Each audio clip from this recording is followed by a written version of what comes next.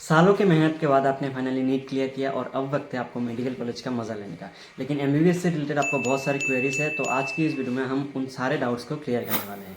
Hello everyone, मैं हूं Shubham, a second year MBBS student of Agartala government medical college. और आज इस वीडियो में आपको उन सारे क्वेश्चंस का आंसर मिल रहा होगा जो आपके दिमाग में बहुत दिनों से चल रहा है। तो चलिए वीडियो को स्टार्ट करते हैं। तो इस वीडियो को मैंने मेनली 5 पार्ट में डिवाइड किया है, जिसमें सबसे पहले आता है फ्रिक्वेंटली आस्क्ड क्वेश्चन जो स्टूडेंट्स ने मुझे पूछा। नेक्स्ट आता है आपका पैटर्न, मतलब एग्जाम का पैटर्न क्या है, सिलेबस क्या है, उसके बारे में हम बात करेंगे।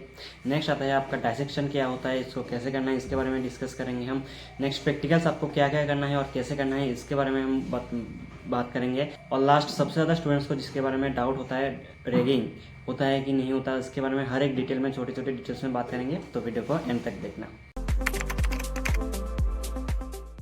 तो फ्रीक्वेंटली आस्क्ड क्वेश्चन में मुझे मेनली 3 क्वेश्चंस मिले जो सबसे ज़्यादा स्टूडेंट्स ने मुझे पूछा है। सबसे पहले आता है, is MBBS tougher than NEET. अगर एक सिंपल सा आंसर दो तो इसका आंसर है यस। तो क्यों टफ माना जाता है नीट के मुकाबले एमबीबीएस को, इसको मैं आपको लॉजिकली समझाता हूँ। आपके एमबीबीएस के फर्स्ट ईयर में भी 3 सब्जेक्ट्स हैं, नीट में भी आपके 3 सब्जेक्ट्स हैं। लेकिन नीट में आप एक चैप्टर को 5-6 बार कम से कम रिवाइज कर सकते हो, ठीक है। बायोलॉजी को पूरे एनसीईआरटी को आप 4-5 बार रिवाइज कर सकते हो। लेकिन एमबीबीएस में क्या होता है, इतना ह्यूज सिलेबस होता है ना, इसको ख़त्म करते करते आपका एग्ज़ाम टाइम आ जाता है। तो उसके लिए बहुत आपका मतलब ठीक से पढ़ना पड़ता है। आपको मैं एक अगर टिप दूँ तो डेली आप कम से कम अगर 2 घंटे अगर आपने पढ़ लिया तो आपको उतना ज़्यादा प्रॉब्लम नहीं होने वाला, ठीक है। नेक्स्ट आता है आपका ड्रेस कोड के बारे में। देखो, सिंपल सी भाषा में आपको कोई फैंसी ड्रेस आप पे नहीं चलेगा। कुछ कुछ कॉलेजेस में यूनिफॉर्म होता है, ठीक है। आपको एप्रन एक मास्ट है। एप्रन में आपको कुछ कॉलेजेस में आपके लोगो बना हुआ होता है इस पॉकेट के ऊपर, और कुछ कॉलेजेस में आपको खुद खरीदना पड़ता है। तो इसके लिए आप फॉर्मल ड्रेस यूज़ कर रहे हो, ठीक है। बॉयज़ के लिए फॉर्मल शर्ट और कॉटन का जीन्स आप यूज़ करिए, और कुर्ता गर्ल्स के लिए, ठीक है। और नेक्स्ट एक थर्ड जो सबसे ज़्यादा क्वेश्चंस आया है, भैया रैगिंग होता है क्या। देखिए, रैगिंग के बारे में मैंने अलग एक सेगमेंट रहा है, क्योंकि ये बहुत सारे स्टूडेंट्स का डाउट होता है। इसके बारे में हम लास्ट में डिस्कस करेंगे, ठीक है। नेक्स्ट आता है स्टडी पैटर्न कैसा होता है। तो इसके बारे में मैंने पहले वीडियो में भी थोड़ा बहुत बात किया है, इसमें डिटेल्स में बात करेंगे। तो मेनली आपको में फर्स्ट ईयर में 3 सब्जेक्ट्स पढ़ने होते हैं, एनाटॉमी, फिजियोलॉजी और बायोकेमिस्ट्री, ठीक है। तो मतलब पासिंग मार्क्स की अगर हम बात करें तो आपको मतलब 2 पेपर होते हैं, ठीक है। थ्योरी का पेपर 2 होता है और प्रैक्टिकल्स का पेपर होता है। तो फर्स्ट पेपर और सेकंड पेपर में आपको एग्रीगेट 40% अगर आप लाए तो आपने पास कर लिया थ्योरी में, ठीक है। लेकिन अगर आपने 40% लाया थ्योरी में, ठीक है, तो प्रैक्टिकल्स में आपको 60% लाना पड़ेगा, ताकि आपको मतलब थ्योरी और प्रैक्टिकल मिला के एग्रीगेट आपके 50% आना चाहिए। आपको थोड़ा कन्फ्यूजन हो रहा होगा, लेकिन आप कॉलेज में जाने के बाद आप इसे आसानी से समझ लेंगे, ठीक है। आप मान लो कि एग्रीगेट आपको थ्योरी और प्रैक्टिकल मिला के 50% लाना है, ठीक है।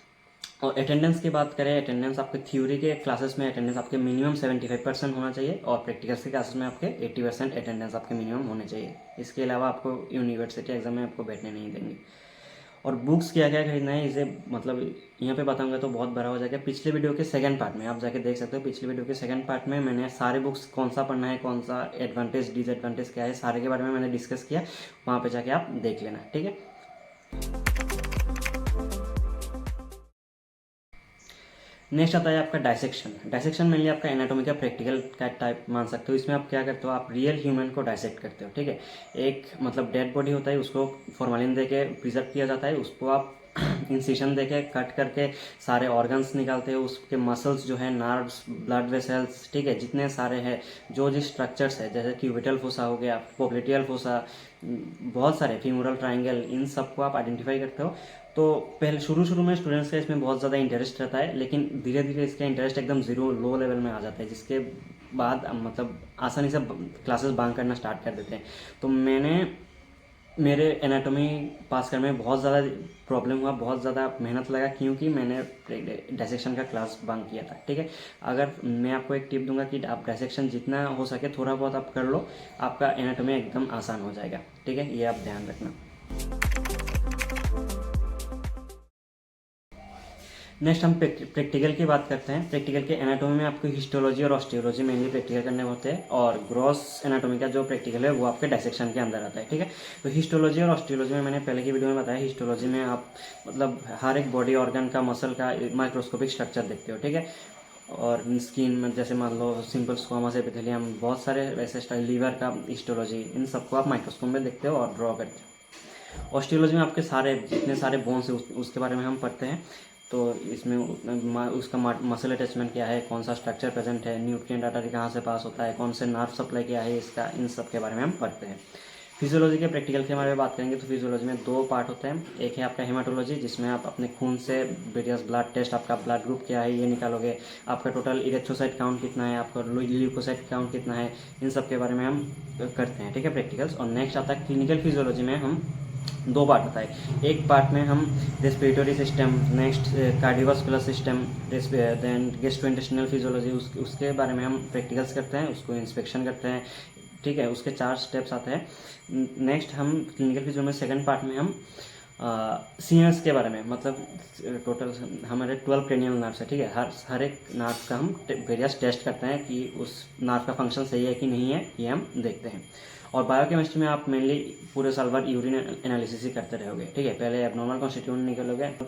एबनॉर्मल कॉन्स्टिट्यूएंट्स ऑफ यूरिन में एक आता है आपका क्वालिटेटिव एनालिसिस और क्वांटिटेटिव एनालिसिस। क्वालिटेटिव एनालिसिस में ये आपको प्रेजेंट है या नहीं है ये आप निकालोगे, और क्वांटिटेटिव में कितने अमाउंट में प्रेजेंट है इसमें हम निकालते हैं, ठीक है। और नेक्स्ट सबसे इम्पोर्टेंट जो आता है वो है आपका रैगिंग। देखिए, रैगिंग में अगर सीधी भाषा में बताऊँ तो पहले होता था, अब नहीं होता रैगिंग। अब क्या होता है मैं आपको बताता हूँ। अब इसको हम पीडीपी नाम देते हैं, ठीक है, पर्सनालिटी डेवलपमेंट प्रोग्राम। आपने मतलब इसका मेन मोटो जो होता है, मुझे जो लगता है वो है, आपको मान लो अपने नीट क्लियर करके आए, ठीक है, आपका एटीट्यूड लेवल एकदम इस लेवल पे था, तो इसको यहाँ से इस लेवल पे लाना है, इस पीडीपी के मुकाबले, मतलब हेल्प से, ठीक है। तो इसमें आपको मेनली होता क्या है, आपको तो सीनियर एक भी नहीं पहचानते, ठीक है। आपको इंट्रो लिया जाता है। इंट्रो में आपको मतलब आपका नाम क्या है, कौन से स्कूल में पढ़ते हैं, इन सबको आपको मतलब आपको थोड़ा आपका मतलब आपके बारे में जाना जाएगा, ठीक है। आपके बारे में पूछेंगे। फिर मान लो आपको पूछ लिया कि आपका हॉबी क्या है। फिर अगर आपने बोल दिया कि मेरा हॉबी डांसिंग है या फिर सिंगिंग है, तो जाहिर सी बात है आपको गाना गाने को बोल देंगे, ठीक है। तो ये सब आप मतलब थोड़ा बहुत आपके मज़े लेंगे, उतना रैगिंग नहीं होता। पहले जैसे होता था कि कपड़े उतार के, ये बहुत आपने कोटा फैक्ट्री में देखा होगा या फिर 3 इडियट्स में भी देखा होगा। ऐसा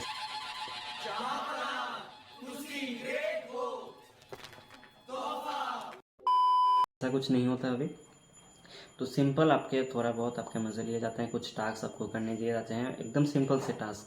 तो आपको मैं अगर बताऊं तो आप भी उस मतलब जो भी आपको करने देना उसको आप मज़े मज़े में कर लेना, तो आपका कोई भी प्रॉब्लम नहीं, उतना नहीं होने वाला। उनको भी मज़ा आएगा, आपको भी मज़ा आएगा, क्योंकि फ्यूचर में वही सीनियर्स आपके हेल्प करेंगे, ठीक है। मैंने ये सेकेंड ईयर में हूँ, मेरा भी मज़ा लिया गया था और यूनिवर्सिटी एग्ज़ाम में वही सबसे ज़्यादा हेल्प किया था, ठीक है। तो इन सब के बारे में आप अगर आपको कोई दूसरा क्वेश्चन है तो कमेंट बता सकते हो। और यहाँ पे मैंने सारे उन क्वेश्चंस का आंसर देने की कोशिश की जो स्टूडेंट्स ने मुझे मैक्सिमम पूछा। तो आप नए नए आए, आप थोड़ा बहुत पढ़िए, रोज़ 1-2 घंटा पढ़ेंगे तो आपको लास्ट में उतना ज़्यादा बर्डन आपके ऊपर नहीं रहेगा। तो और कोई क्वेश्चन हो तो आप कमेंट बता सकते हो या फिर मुझे टेलीग्राम पे मैसेज कर सकते हो। आज के लिए इतना ही, थैंक यू।